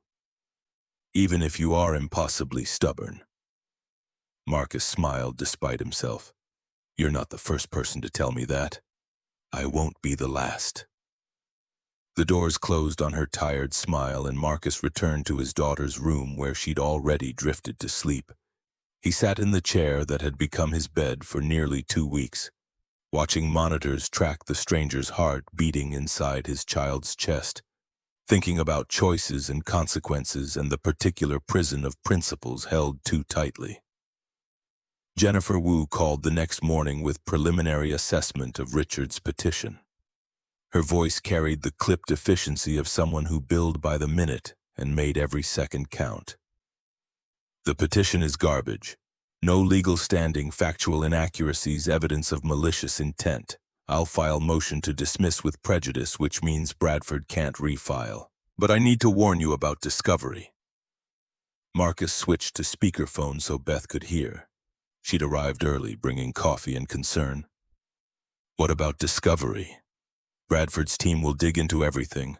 Your finances, employment history, the sealed case from 2019, Maya's medical records, your relationship with Ms. Harper. They'll look for anything that supports their narrative about instability or deception, which means they'll probably find the algorithm, the offshore accounts, and the fact that you've been hiding considerable wealth while claiming poverty. That's not illegal. No, but it's complicated. And family court judges don't like complicated when children are involved. They want simple narratives about good parents and bad parents. You're a good parent making choices that look questionable from certain angles. Bradford's lawyers will exploit those angles ruthlessly. Beth leaned forward, all business despite the casual clothes she wore on weekends. What's the timeline? Motion to dismiss will be heard in 2 weeks. Assuming the judge grants it, case ends there. If the judge wants more information, we're looking at full custody evaluation, home visits, psychological assessments. Could drag on for months. Marcus thought about Maya recovering upstairs, about the transplant that had saved her life, about dragging her through court battles that would teach her the legal system was just another arena where money and power mattered more than truth. Do what you need to do. I'll cooperate with Discovery fully. They want to see my finances. They can see everything. Wu paused, recalculating based on new information. Everything? Including the offshore accounts and algorithm licensing? Everything. I'm done hiding who I am to make other people comfortable with their assumptions. The call ended with Wu promising to file paperwork immediately. Beth stared at Marcus like he'd just announced plans to set himself on fire for warmth. You're really going to reveal everything? Let Richard's lawyers dissect your finances and leak information that you've been secretly wealthy this entire time? You said I should stop the poverty performance. Guess I'm taking your advice. I said you should use your money to help Maya. I didn't say you should give Richard Bradford ammunition to destroy your reputation publicly. Marcus stood, stretching muscles cramped from sleeping in chairs. The hospital room suddenly felt too small for the conversation they were having, too confined for decisions that would reshape everything he'd built over 5 years. My reputation was destroyed the day Richard fired me and spread rumors about incompetence. I survived that. I'll survive this too. Will Maya? The question stopped him cold. Beth wasn't wrong.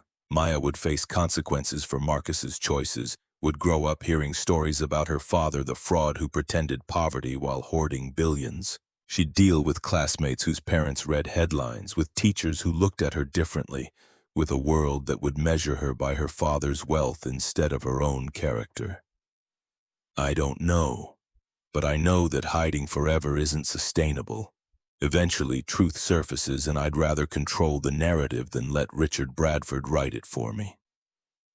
Beth nodded slowly, CEO brain engaging despite personal worry. Then we need a strategy. If you're going public with the money, we do it on your terms. Full disclosure about why you hid it, what you were trying to achieve, how it relates to honoring Angela's memory. We get ahead of the story before Richard's lawyers can spin it. You're not doing this alone, Marcus. That's what friends are for, remember? We show up when it matters. They spent the next hour planning disclosure strategy like it was a corporate merger instead of one man's decision to stop performing poverty. Beth suggested a statement to major financial news outlets explaining Marcus's background, Angela's choice, the algorithm that generated wealth he'd refused to flaunt. She offered to have her PR team draft language that would frame the story as principled choice instead of elaborate deception. Marcus agreed to most of it while pushing back on anything that sounded too polished, too corporate, too much like the performance he was trying to escape. By noon, they had rough outline of a press release that told the truth without apologizing for it, that acknowledged unconventional choices without defending them as objectively correct.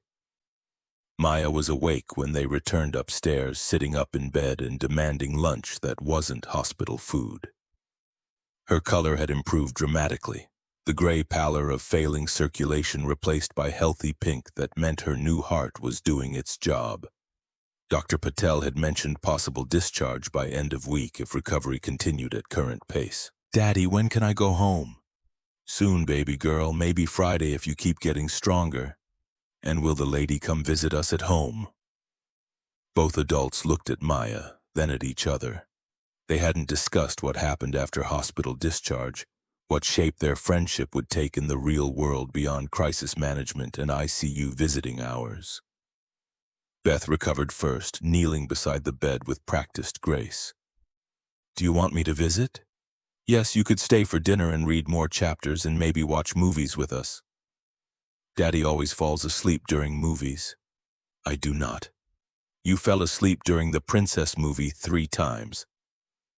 Beth laughed, and Marcus realized with sudden clarity that his daughter had been orchestrating their relationship from the beginning. 7 years old, and she'd seen what 2 adults had been too cautious to acknowledge. They needed each other in ways that transcended board approval or hospital vigils or any of the practical reasons they'd initially come together. "I would love to visit for dinner and movies and reading, but only if your dad agrees." Maya turned expectant eyes on Marcus, manipulation transparent and completely effective. He'd been outmaneuvered by someone not old enough to multiply double digits, and he didn't even care. "Dinner and movies sound good, as long as you promise not to mock me when I fall asleep." "I make no promises," Beth replied, smile genuine and unguarded. They discharged Maya on Thursday instead of Friday, her recovery impressive enough that continuing hospitalization seemed unnecessary. Marcus signed final paperwork while nurses disconnected monitors and removed IV lines, transforming his daughter from patient back into person. The transplant coordinator provided thick folders of information about immunosuppressants and rejection signs and follow-up appointments that would structure their lives for months to come. Beth arrived with her car, a sleek sedan that probably cost more than Marcus had earned in his entire pre-algorithm life. She'd taken the afternoon off from work, citing personal time with the calm authority of someone who rarely needed to justify executive decisions. They loaded Maya carefully into the back seat, surrounded by pillows and the stuffed elephant that had witnessed too many hospital stays. The drive to Brooklyn was quiet, Maya dozing against Beth's shoulder while Marcus navigated from the front passenger seat. He'd forgotten what it felt like to ride instead of to trust someone else with his daughter's safety.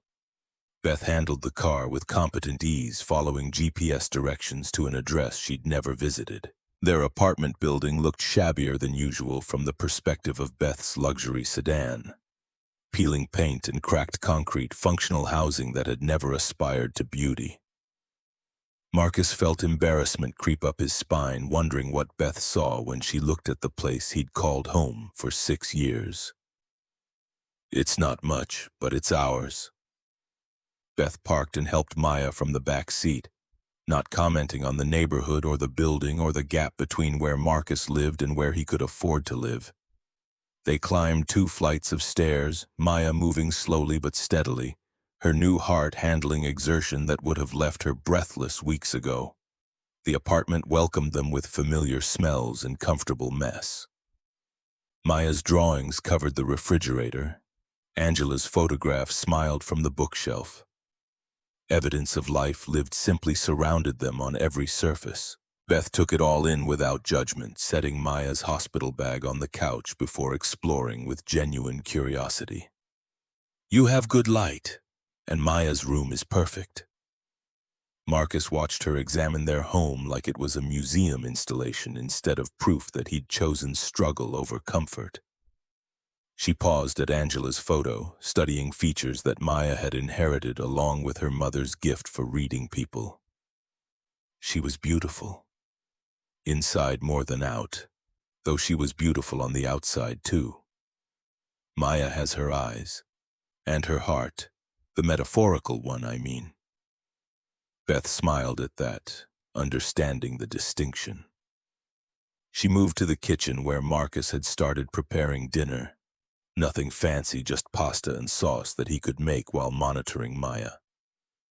They worked side by side in comfortable silence, Beth chopping vegetables without being asked, moving through the space like she'd always belonged there. Maya appeared in the doorway wearing pajamas, ready for an evening that didn't involve hospital schedules or medical monitoring. She'd brought her coloring books and settled at the kitchen table, humming while she worked on elaborate designs. The domesticity of the moment struck Marcus with unexpected force. This was what normal looked like, what Angela had wanted when she chose him over family wealth, what he'd been trying to preserve through 5 years of deliberate poverty. They ate dinner at the table meant for 2 but accommodating 3 if everyone sat close.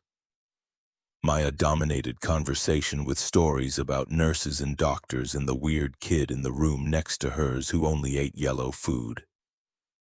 Beth listened with the focused attention she probably gave board presentations, asking questions and laughing at appropriate moments and being so completely present that Marcus forgot she was a CEO worth tens of millions. After dinner, they settled on the couch for the promised movie. Maya chose an animated adventure about magical creatures and brave children, curling between Marcus and Beth with her head on her father's lap. Beth ended up with Maya's feet in her lap, absently rubbing the girl's ankles while the movie played. Marcus made it through exactly 43 minutes before exhaustion from 2 weeks of hospital chairs caught up with him. He woke to Beth's voice whispering near his ear, "She's asleep. We both are, actually." Marcus opened his eyes to find Maya unconscious against his chest, Beth watching them both with expression he couldn't quite read. The movie credits were rolling, apartment lit only by television glow and the lamp in the corner. "I should go. Let you two sleep properly." She started to rise, carefully extracting herself from the couch without waking Maya. Marcus caught her wrist, sudden urgency overriding caution that had governed his interactions with people for years. "Stay, please. I don't want to be alone tonight." The admission cost him something. Beth saw it, understood immediately what he was really asking. Not for romance or anything physical, just for company from someone who'd proven they'd show up when it mattered. "I don't have clothes here.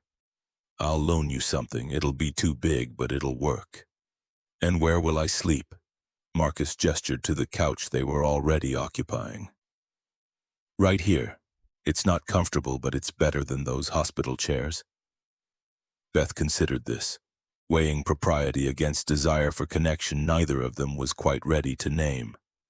Finally, she nodded, accepting the offer without overthinking implications.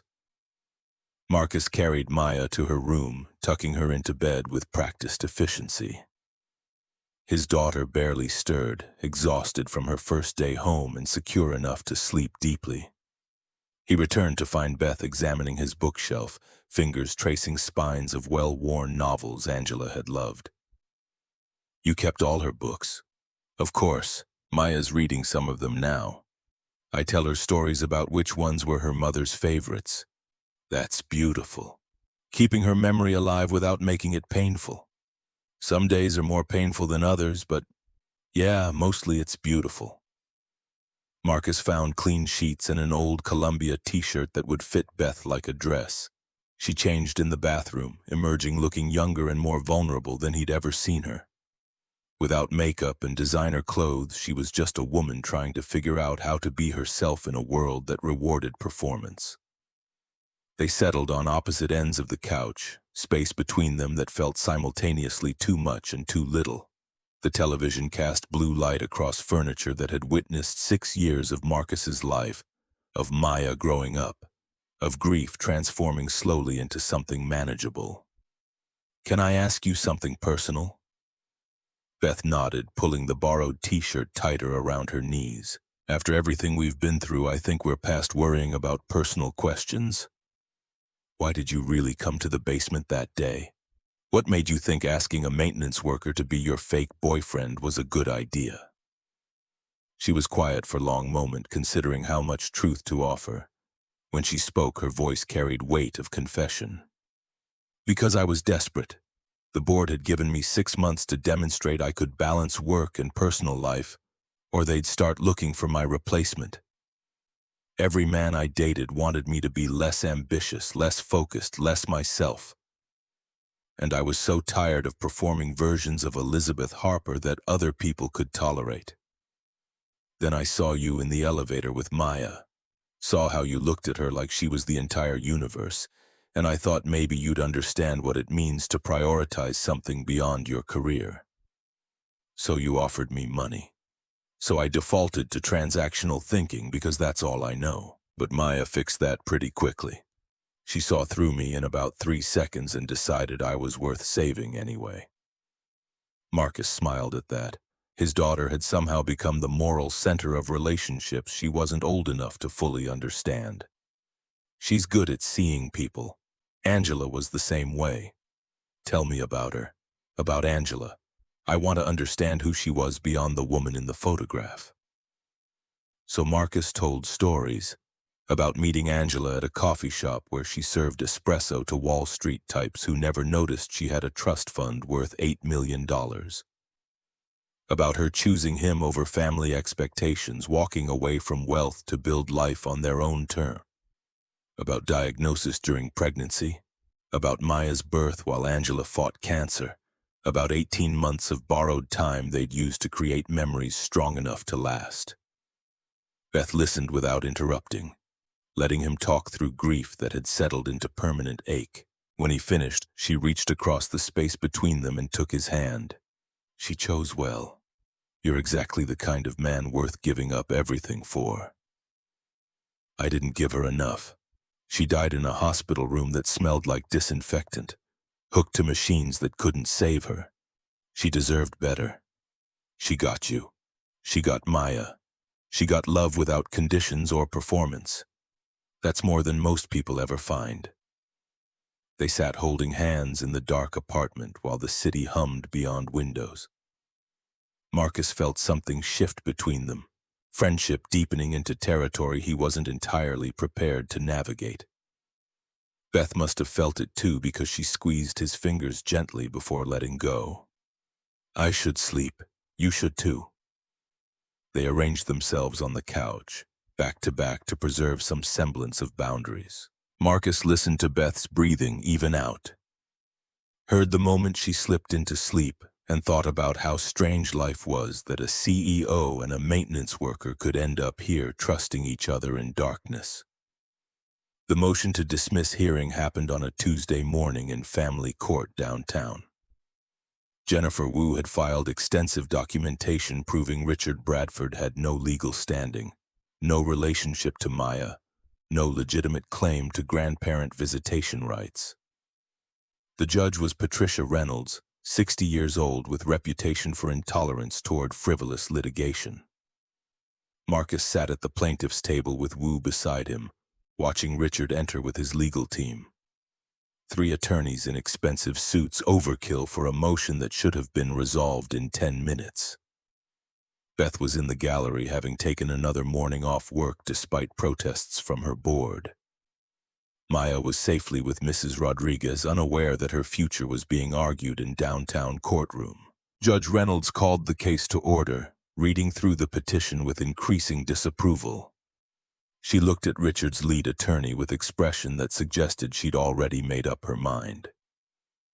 "Counselor, your client claims he's the grandfather of the minor child, but Ms. Wright was never married to his son, never engaged to his son, and according to birth certificate, the child's father is Marcus Wright. What exactly is the basis for grandparent rights?" Richard's attorney stood, smooth confidence slightly undermined by a weak case. Your Honor, our client maintains that Ms. Wright was in a committed relationship with his son before meeting Mr. Wright. While no legal documents exist, there was an understanding between families that marriage would occur. Mr. Wright interfered with that relationship, resulting in Miss Wright's choice to sever ties with her own family. Judge Reynolds flipped through paperwork with barely concealed irritation. So your argument is that an informal understanding about a potential future marriage that never happened gives your client rights to a child who isn't biologically related to him in any way. We're arguing that the child is being raised in circumstances that warrant investigation. Mr. Wright has been hiding considerable wealth while claiming poverty, has maintained a relationship with Bradford Financial's CEO under questionable circumstances, and has exposed the child to unnecessary hardship, including delayed medical treatment. The accusations hung in courtroom air, each one designed to make Marcus look negligent at best, abusive at worst. Wu stood immediately, voice sharp with barely controlled fury. Your Honor, opposing counsel is making serious allegations without evidence. Maya Wright received excellent medical care. Her father has paid all expenses despite offers of assistance, and the relationship between Mr. Wright and Miss Harper is irrelevant to this proceeding. This petition is harassment disguised as concern, and it should be dismissed immediately. Judge Reynolds held up her hand, silencing both attorneys. She looked directly at Marcus, assessment happening in real time. Mr. Wright, do you have considerable wealth that you've been hiding? Marcus stood, aware that his answer would be public record, that truth would spread beyond this courtroom into news cycles and social media. Angela's voice whispered in memory, choose truth, always truth. Yes, Your Honor, I created a trading algorithm 10 years ago that generates significant revenue through licensing agreements. My net worth is approximately $4.2 billion. The gallery erupted in whispers. Richard's face went pale, then red, calculation visible as he realized the maintenance worker he'd dismissed was wealthier than him by orders of magnitude. Judge Reynolds banged her gavel, restoring order. And you've been working as maintenance staff at Bradford Financial despite this wealth? Yes, Your Honor. My late wife chose me over her family's money. I wanted to honor that choice by raising our daughter to understand that wealth doesn't define character. I've used my resources when necessary for Maya's care, but I've prioritized presence over presence, time over money, values over comfort. Why did you hide it? Marcus thought about 5 years of scrubbing floors, of choosing dignity over revelation, of teaching his daughter lessons he wasn't sure anyone else would understand. Because I wanted people to see me for who I am, not what I have. Because Maya needed to learn that friendship is earned through character, not bought with money. Because my wife died believing that love matters more than wealth, and I'm trying to prove she was right. Judge Reynolds was quiet, studying him with intensity that suggested she was seeing past performance to truth underneath. When she spoke again, her voice had softened almost imperceptibly. Mr. Wright, did your wife Angela volunteer at St. Mary's Children's Hospital? The question came from nowhere, derailing the hearing into territory Marcus didn't understand. Yes, Your Honor. She donated bone marrow to a child with leukemia in 2018. That child was my grandson. Angela Wright saved his life when no other donor matched. He's 11 now, healthy, about to start middle school. The courtroom went completely silent. Richard's attorneys exchanged glances. Richard himself looked like he'd been struck. Judge Reynolds removed her glasses, wiping them with care before continuing. This court will not dishonor Angela Wright's memory by entertaining frivolous petitions from people who have no legal standing and dubious motives. Mr. Bradford, your petition is dismissed with prejudice. You are barred from refiling or contacting Mr. Wright or his daughter for a period of 5 years. Any violation will result in contempt charges. The gavel fell with finality. Richard stood as if to protest, but his lead attorney grabbed his arm, pulling him back down. The hearing was over in 20 minutes. truth defeating manipulation through combination of evidence and divine coincidence that felt like Angela reaching across death to protect her daughter one more time. Marcus walked out of the courthouse with Wu beside him, Beth falling into step on his other side. News cameras were already gathering, word spreading that the secret billionaire maintenance worker had just defended himself in family court. Wu handled them with practiced deflection, promising statement later while guiding Marcus to Beth's car. They drove back to Brooklyn in silence, processing victory that felt both complete and insufficient. Richard had been defeated legally, but the revelation about Marcus's wealth would spawn new complications, new judgments, new performances required of someone who'd just declared he was done performing. Maya was waiting at the apartment, Mrs. Rodriguez having stayed to ensure she wasn't alone. His daughter launched herself at Marcus the moment he entered, trust absolute that he would catch her.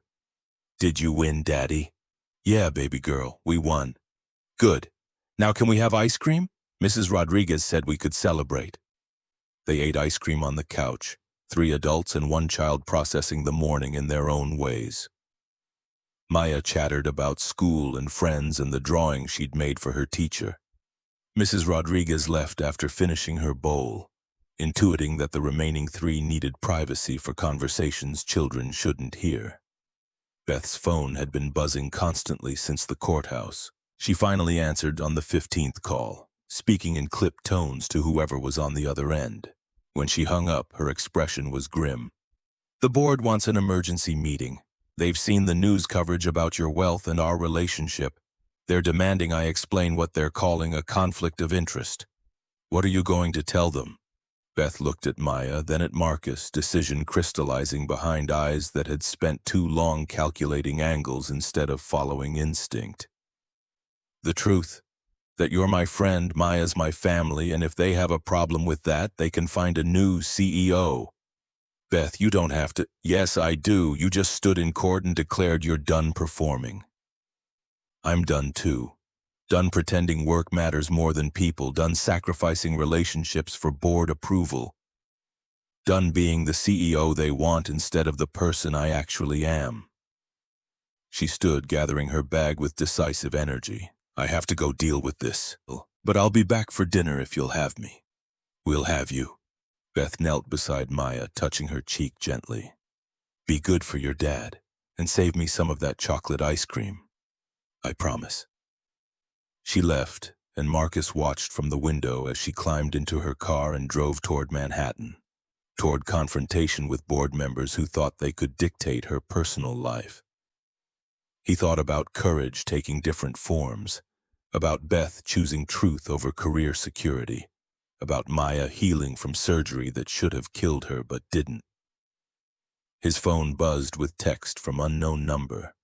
The message was brief and devastating. "This isn't over, Richard." Marcus deleted it without responding. Some threats weren't worth acknowledging. Some battles would continue regardless of court orders.